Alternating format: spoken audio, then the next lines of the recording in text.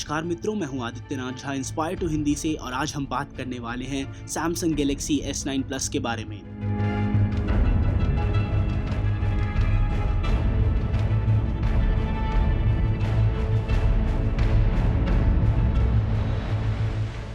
तो दोस्तों Samsung Galaxy S9 plus जो है ये सैमसंग द्वारा लेटेस्ट फ़ोन है, कोरल ब्लू रंग में है हमारे पास और आइए इसकी अनबॉक्सिंग शुरू करते हैं। तो ये फ़ोन जो है शायद से पहला ऐसा फ़ोन है जो कई सारे नए फीचर्स के साथ आता है जो आज तक के कई सारे स्मार्टफ़ोन्स में उपलब्ध नहीं थे। तो देखते हैं कि आपको डब्बे के अंदर क्या मिलता है। तो सबसे पहले देखेंगे तो आपको ये एक छोटा-सा बॉक्स मिलता है जिसके अंदर बहुत सारी चीज़ें हैं जैसे कि आपका SIM tray slot removal pin, TPU cover, quick start guide, warranty card ये सब। और इसके अलावा अगर आप और देखें खोल के कि डब्बे के अंदर आपको क्या-क्या मिलता है, तो आपको फ़ोन मिलता है और उसके अलावा 5 वोल्ट 2 एम्पीयर का अडैप्टर मिलता है, जो कि फ़ास्ट चार्जिंग को सपोर्ट करता है। एक USB type C to USB type A USB OTG की एक्सेसरी मिलती है और आपको ब्रेडेड स्टाइल के इन ईयर स्टाइल ईयरफ़ोन्स मिलते हैं, जो कि काफ़ी सही है। ब्रेडेड स्टाइल यानी कि एकदम जैसे जो रस्सी के टाइप के होते हैं, वैसे टाइप के ईयरफ़ोन्स हैं, जो कि काफ़ी अच्छी क्वालिटी के हैं। और ईयरबड्स भी मिलते हैं अलग-अलग टाइप के और USB type C to USB type A cable मिलती है, जो कि चार्जिंग के लिए इस्तेमाल होगी। तो आपको ये सारी एक्सेसरीज़ बॉक्स के अंदर मिलती हैं, जो कि मेरे हिसाब से काफ़ी सही है कि इन्होंने सारी एक्सेसरीज़ बॉक्स के अंदर ही दी हैं। S9 प्लस की स्क्रीन जो है वह सुपर एमोलेड स्क्रीन है, 6.2 इंच की स्क्रीन है, 2960 बाय 1440 पिक्सल इसकी रेजोल्यूशन है, 18.5:9 एस्पेक्ट रेशो जो है इसकी। दाहिने ओर पे आपको मिलता है इसका पावर बटन, जैसे कि आप देख सकते हैं बड़ा सा पावर बटन है दाहिनी ओर पे। डिज़ाइन जो है वो ऑलमोस्ट पुराने फ़ोन S8 और S8 प्लस जैसा ही है और पीछे अगर आप ध्यान से देखें तो फिंगरप्रिंट सेंसर की जो पोजीशनिंग है वो काफ़ी सही कर दी गई है पहले से। पहले तो कैमरा के बगल में था, जो कि काफ़ी इनकन्वीनियंट था।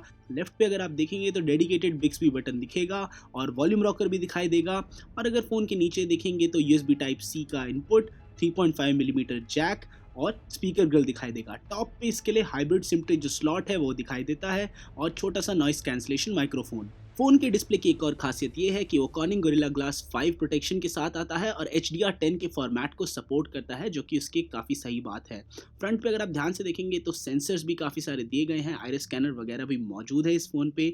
डिज़ाइन ऑलमोस्ट सेम है S8 प्लस जैसा, लेकिन पीछे अगर आप देखेंगे तो थोड़ा बहुत तो डिज़ाइन अलग है पहले से। पर जो ग्लास बैक है वो गंदी बहुत जल्दी हो जाती है, तो वो एक शायद से खामी है इस फ़ोन की और ऑलमोस्ट हर ग्लास फ़ोन में यही दिक्कत है आज की डेट में।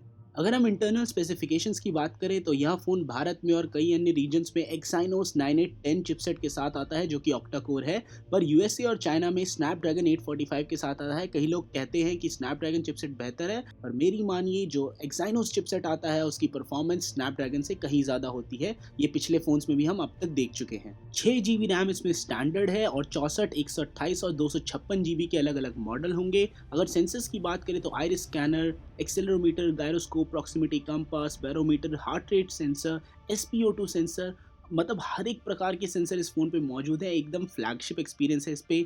अगर हम बेंचमार्क स्कोर्स की बात करें तो गीक बेंच और अंटूटू बेंचमार्क दोनों पे ही काफ़ी ज़बरदस्त स्कोर आया था। शायद से अब तक का सबसे बेहतरीन स्कोर जो मैंने देखा है वो आया था।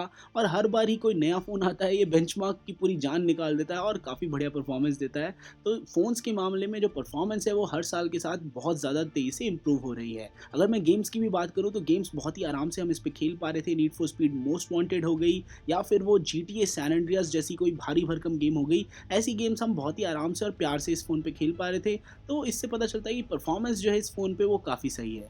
सैमसंग के जो एज वाले फीचर्स हैं वो सारे इस फ़ोन पे उपलब्ध हैं। यह फ़ोन ची वायरलेस चार्जिंग भी सपोर्ट करता है और फास्ट चार्जिंग भी सपोर्ट करता है। सैमसंग डेक्स जैसे एक्सपीरियंस को सपोर्ट करता है, जिससे कि आप अपने फ़ोन के ज़रिए पूरे डेस्कटॉप वाले एक्सपीरियंस का मज़ा ले सकते हैं।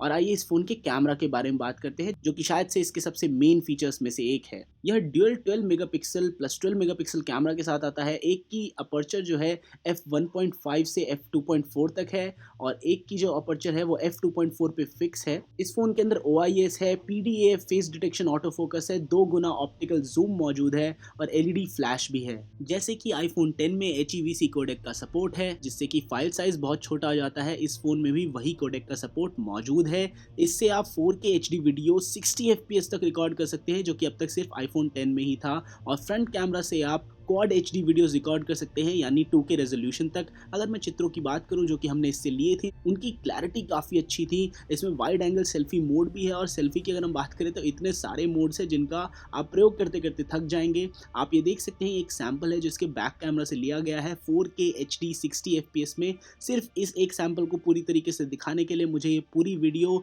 4K HD 60 FPS में बनानी पड़ी, ताकि आप देख सकें कि 60 FPS में इसका 4K कैसे काम कर रहा है। तो आप ये देख सकते हैं कि इसका 4K 60 FPS काफ़ी सही था। फ्रंट जो कैमरा है वो क्वाड एचडी रेजोल्यूशन में वीडियो रिकॉर्ड करता है 30 फ्रेम्स पर सेकेंड में, तो उसमें भी क्वालिटी काफ़ी सही थी।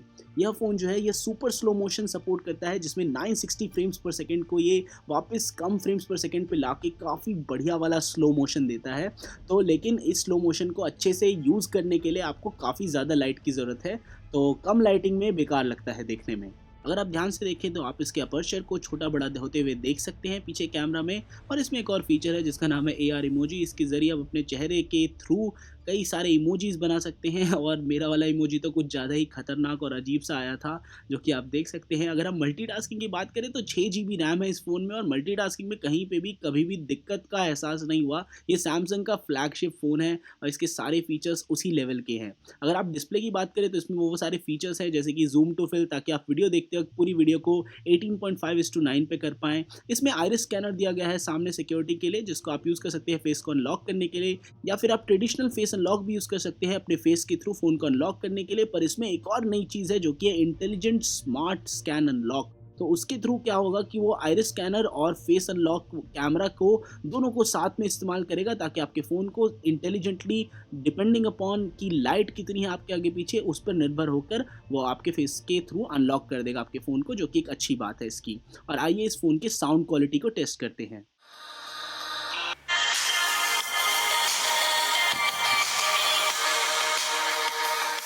तो साउंड आउटपुट जो है वो ठीक-ठाक ही है, कोई बहुत ज़्यादा तेज़ नहीं है, पर आप थोड़े बहुत शोर-शराबे में इसको सुन पाएँगे अगर आपका फ़ोन बजेगा, तो वो एक ठीक बात है इसकी। अगर आप यूज़र इंटरफ़ेस की बात करें तो ऑलमोस्ट पुराने सैमसंग के यूज़र इंटरफ़ेस जैसा ही है अभी भी यूज़र इंटरफ़ेस, उतना ज़्यादा बदलाव नहीं आया है इन सब चीज़ों में। पर ये बात ज़रूर है कि सैमसंग ने काफ़ी हद तक ब्लोटवेयर कम कर दिया है अपने यूआई में, और बिक्सबी का उसका वॉइस असिस्टेंट जो है, जो कि नेचुरल लैंग्वेज कमांड्स को और डिक्टेशन को सपोर्ट करता है, वो अभी भी है। तो ये कुछ-कुछ चीज़ें हैं जो कि सैमसंग ने पहले से बेहतर करी हैं, और हर एक फ्लैगशिप के साथ वो थोड़ा-थोड़ा अपना एक्सपीरियंस इसी मामलों में बेहतर करते जाते हैं। सैमसंग गैलेक्सी S9 प्लस जो है यह midnight black, coral blue, titanium grey और एक नए रंग लाइलैक पर्पल में उपलब्ध होगा। यह फ़ोन मुझे काफ़ी पसंद आया। इसकी ऑलमोस्ट हर एक फीचर जो है वो काफ़ी सही है। कैमरा काफ़ी हद तक बढ़िया है। पिक्सल 2 के लेवल का कैमरा अभी भी नहीं है। और अगर हम प्राइस की बात करें तो 64 GB का जो S9 प्लस है वो 65,000 रुपये पे उपलब्ध होगा, और 256 GB का जो S9 प्लस है वो 73,000 रुपये पे उपलब्ध होगा। इस प्राइसिंग पे ये फ़ोन महंगा तो ज़रूर है, पर जिसको फ्लैगशिप फ़ोन लेना है और हर एक फीचर एक्सपीरियंस करना है, कैमरा बढ़िया चाहिए, बॉडी बढ़िया चाहिए, उसके लिए यह फ़ोन काफ़ी सही है। अगर आप कोई ऐसे व्यक्ति हैं जो कि एक बजट फ़ोन से संतुष्ट हैं, तो यह फ़ोन आपके लिए नहीं है। पर अगर आप कोई ऐसे व्यक्ति हैं जिसको सारे लेटेस्ट कटिंग एज फीचर्स चाहिए, एंड्रॉयड ओरियो वाला सपोर्ट चाहिए और एक बेहतरीन कैमरा चाहिए, तो उसके लिए S9 प्लस जो है वो काफ़ी बढ़िया फ़ोन है। और शायद से अभी तक के सारे एंड्रॉयड फ़ोन्स में से सबसे बेहतरीन फ़ोन ये है, जब तक कि पिक्सल 3 या फिर वन प्लस का नया स्मार्टफोन नहीं आ जाता। 16 मार्च से आप इस फ़ोन को फ्लिपकार्ट पे, सैमसंग की ऑनलाइन वेबसाइट पे और ऑफलाइन स्टोर्स में परचेस कर पाएंगे। तो मित्रों, इस वीडियो के लिए इतना ही। अगर आपको ये वीडियो पसंद आया अवश्य लाइक करें, शेयर करें, इंस्पायर टू हिंदी को सब्सक्राइब करें और सतत निरंतर आगे बढ़ने के लिए प्रेरित रहिए।